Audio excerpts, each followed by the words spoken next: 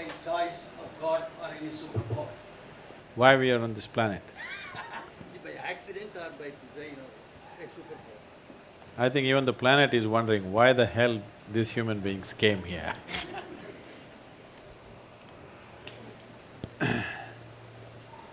See,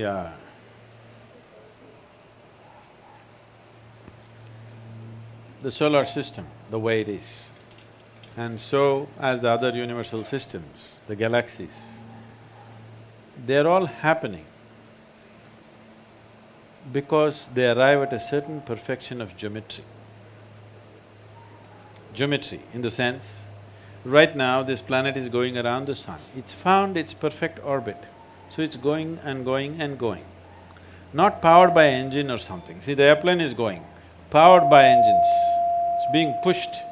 This is not being pushed, this has just found a certain perfection of geometry and it's going on.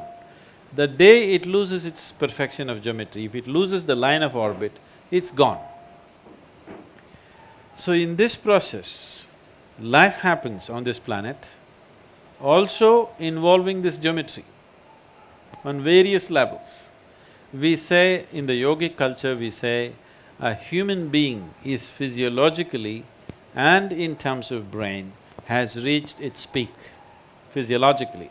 That is, after 1,000,000 years, you will not have a horn coming out of your head or something else, like the tail disappeared, something else will disappear. This cannot happen. We are saying this from a certain context. Today, the modern neuroscientists are saying similar things. They're saying the size of the neuron in the human brain can neither increase nor can the wiring inside can increase, because the physical laws don't permit it. The laws of physics do not permit it. I will not go into the detail of that. To put it very simply, how we see it is, your birth here, right now all life on this planet is solar powered, isn't it? Yes? It is the sun's energy which is doing all this. And also the revolutions and the rotations of the moon also has influence upon us. The very ocean is rising and falling with the movement of the moon.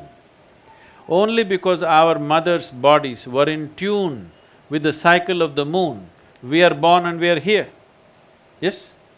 If this 28-day cycle of the moon does not repeat itself in a woman's body, you and me wouldn't be born.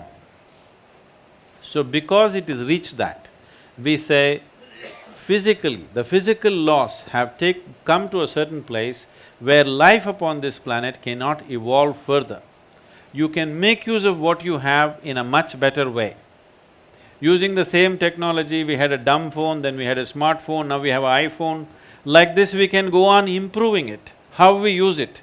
But the fundamental physical laws will not permit any further evolution of this creature.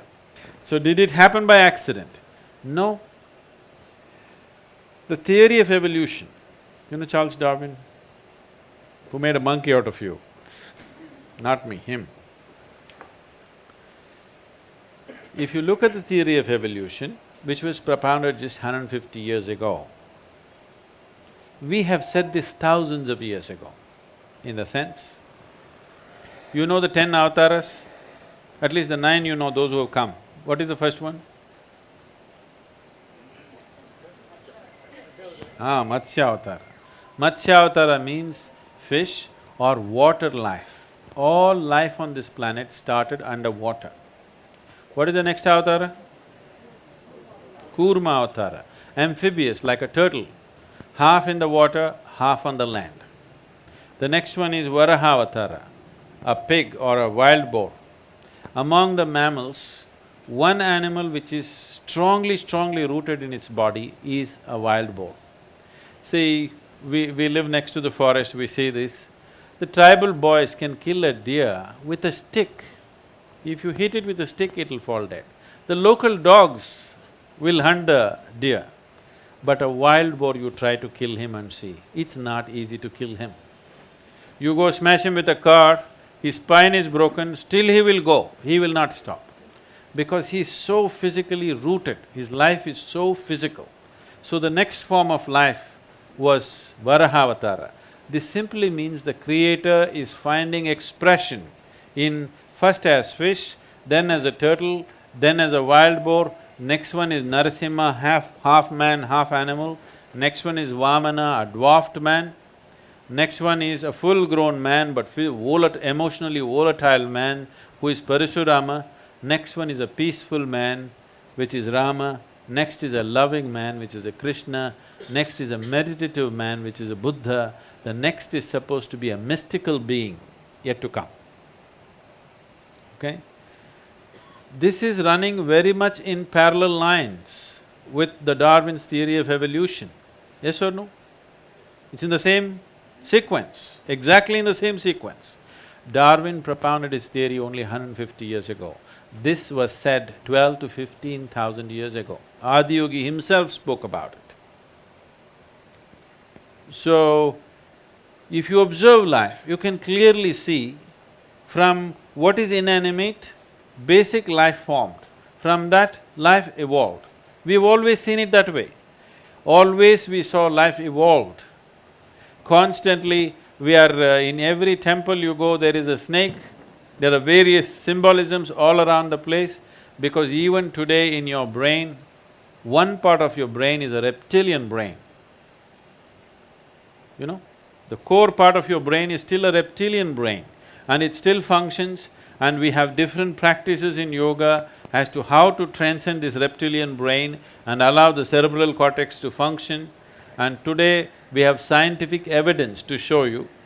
The University of California has done scientific studies on Shambhavi Mahamudra, the basic practice we teach usually. And they say if you practice Shambhavi Mahamudra for 3 months, the neuronal regeneration increases by 241%, a kind of percentage that's never been recorded in the history of any kind of research, okay?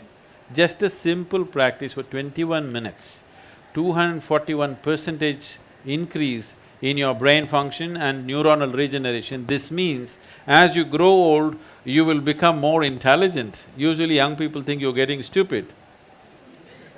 Yes, your brain is actually growing, you understand? It's getting better by the day. Now there is scientific evidence. We always knew this, but today a meter has to say it. If a man says it, it's not true. If a man says it, it's doubtful. But a meter has to say it. Now the meters are saying it. The meters are saying your brain is actually growing by doing a simple 21-minute practice. And you don't believe the meter. You just do the practice for 3 months and see, you will see how clear and how smart your mind is suddenly.